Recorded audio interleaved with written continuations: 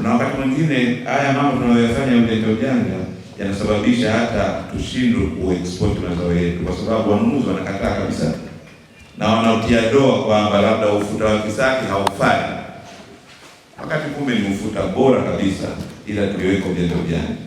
Ndugu zangu, tunyooke. Mambo haya ni mazuri kama mlivyosikia, na sasa tumekuwa na msaada wa karibu.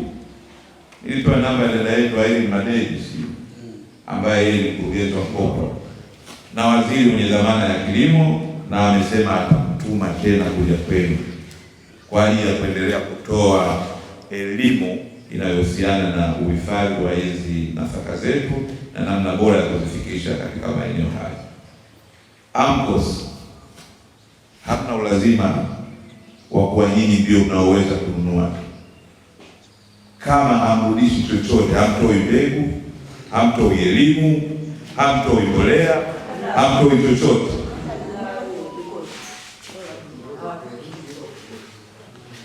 tunataka mazao haya yanapouzwa, serikali lazima ipate utaratibu kwamba ni kiasi gani yamekwenda.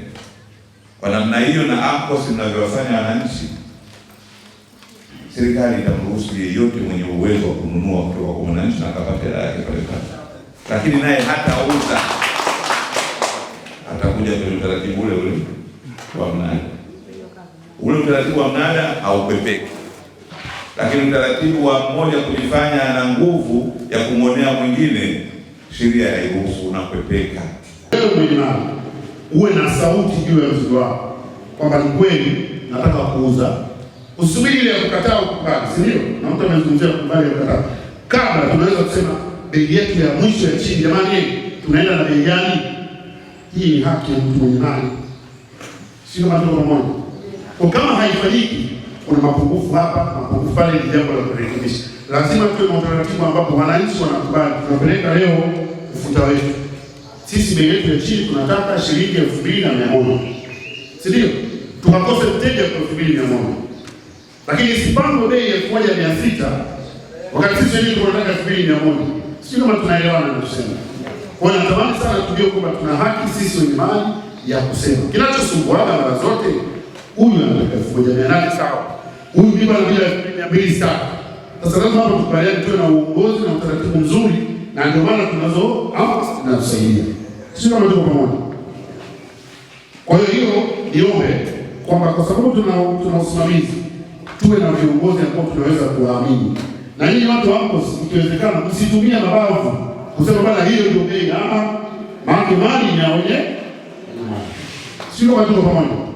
Kwa hiyo wapewe nafasi waseme sasa sisi, na mimi nitawaambia hata kiongozi mkuu wa TMS anajua hilo. Anatamani yeye afike mahali kumwambie kwamba bwana, bei yetu ya chini ni hii. Sisi ndio tuko tayari kuuza, kama sio hiyo ufuta wetu gani ubaki. Kwa sababu sisi wakulima tunalima mazao ya ufuta na nini tunanunua na mbali, lakini bei hatuielewi. Tunakuja kuielewa wakati tumeshavuna na kupeleka pale na vinasafirishwa huko, ndio tunajua bei. Hata hivyo kwetu ni kama ni kero kubwa sana, kama vile tunafanya misaada ya kulima, na tunaletewa asante kwa kazi yetu tuliyofanya ya ulimaji na kukabidhi yale mazao. Bei hatuielewi. Kwa hiyo ndio hiyo bei irekebishwe kabla wananchi akijalima au kuvuna, ili tuelewe tunachovuna na Bongo Play TV.